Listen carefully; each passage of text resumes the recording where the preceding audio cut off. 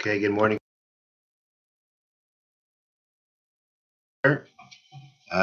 Due to technical difficulties, that's why I'm late. Okay, so we're now up to Parakeh Mishna Ches. And again, the discussion of the Mishnah is about what we may sell to someone who is suspect of not keeping Shemitah and what we may. So the Mishnah reads, Beis Shammai say, "Vayimkar parach hareshes b'shvius." One may not sell a plowing cow during the Shemitah year. Who Beis Hillel matirin and Beis Hillel permit leishuyach l'shachta because he is able to slaughter it. Now, like everything else we've been having until now, when we sell something that is, when we sell, funny color coming here. When we, yeah, if I look green now, just I don't know why the color keeps changing. If we're selling something that is pretty much exclusive to forbidden work on Shemitah, we cannot sell it to a person who is suspect of not keeping Shemitah. But if we can say that it has another purpose, a permissible purpose, then we can sell it. So when it comes to this parach hareshes, this plowing cow, it means a cow that is able and used for plowing. So plowing is of course not permitted during Shemitah, but if you decide to shecht it, to slaughter it and eat it, you could. So according to Beis Shammai, no one would ever slaughter for eating purposes this kind of a cow. And therefore, if you are selling it to a person who is suspect of not keeping Shemitah, you're abetting him, you're helping him do something wrong, you're helping him do the sin of not keeping Shemitah. Therefore, Beis Shammai say, you cannot sell him that cow. Beis Hillel say, no, it is considered, it's conceivable that this cow would be purchased for the purposes of slaughtering, and therefore you are allowed to sell it even to him. Next case, which according to one of the commentaries points out that the rest of the Mishnah, there is no more machlokes, no more argument. Everybody agrees from here on. You can sell to this person, again, the person is suspect, not keeping Shemitah. You can sell to him fruits even during planting season. Now, one might think that I can't sell to this person because perhaps he's going to use those fruits for the purposes of planting, either planting them, using their seeds. But we say, no, there's a very possible that he's using it for permissible purposes of eating. And therefore, we'd be able to do it. Now, it's important to point out that we're talking about non-Shemitah produce here, because of Shemitah produce, you can never sell it. But rather, the concern with selling them would be that the purchaser might want them for planting during Shemitah, which is forbidden. So again, you're selling it to a chashid, you're allowed to sell it if it's not Shemitah produce, but even if it's not Shemitah produce, you can't take the seeds out of there and plant it on Shemitah. So we say that at the end of the day, being that he could use it for the purposes of eating, and it's quite conceivable that's why he's buying it, therefore we say you may sell him these fruits. Next. You can sell him your sa'ah measure, even though you know that he has a silo.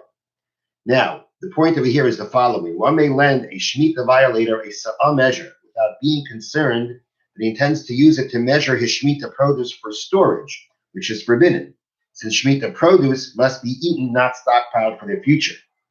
We may assume, rather, that he needs to measure the produce for grinding, which is permitted. So again, he's got the Shemitah produce, and he has this sa'ah measure. What's he going to use the sa'ah measure for? He's going to use it to measure the grain that he's storing, because he does have a silo. Or is he going to be measuring it for the purposes of grinding? Since it's conceivable that he is using it for grinding, which is permissible to do, let us sell it to him. Then the Mishnah continues, and you can go ahead and change ma'os into prutos, even though you know he has workers. Now, the ma'ah is a higher denomination, and a prut is a smaller denomination coin. So it's permitted to change the larger denomination ma'ah coin into pruta coins of smaller denomination, even though it is known that the suspected violator has workers whom he has to pay. Since it's possible that he needs to change for some other purposes, or we may assume that the worker's job involved no Shemitah violation. The problem is we're dealing with a Shemitah, a person who's suspect of violating Shemitah.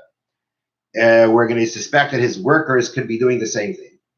So either we say that when you changing the money for him, he'll use the money for a permissible purpose, a different purpose than paying his workers who are working illegally, or he's paying workers that are working legally.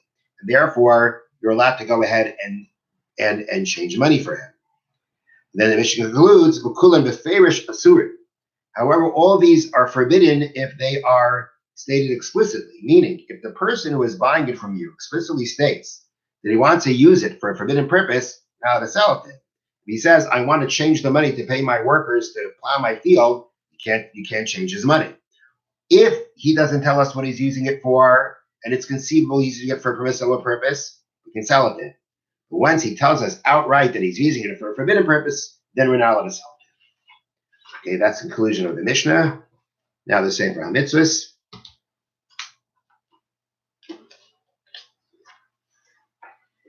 Mitzvah Memtes, the 49th positive commandment. Mitzvah Aseh, it's a positive commandment. L'chasois dam shchita, to cover the blood of slaughtering. Shalchayu eif tahirin, of a undomesticated animal or a bird that are kosher. You're shefting one of these two. It may be a chaya, a non-domesticated animal like a deer, or it's a bird. The blood that comes from their shchita, from their being slaughtered, needs to be covered. If it's a behema, if it's a domesticated animal, type animal like a cow, you don't cover its blood. It only applies to a chaya, a animal that's typically undomesticated, or a oif, or a bird. Shana, as the pasuk says, b'chaya b'oif, regarding a chaya, a domestic animal or a bird, the shabach has damai, and he shall spill its blood, referring to shchita. The chisal ba'afar, and he shall cover it with dirt. V'tzarach litain afar lamata, the way you cover it is first putting dirt below. V'achakach yishchait, then you slaughter on top of that dirt. V'achakach yichas, and then you cover with more dirt. Ki be'afar mashma'usai, because when it says v'chisau be'afar, they shall cover it in dirt, the connotation of that is afar lamata, v'afar lamayla, there is dirt below and there is dirt above. This applies at all places, at all times, both by men and by women. Have a wonderful day. Take care.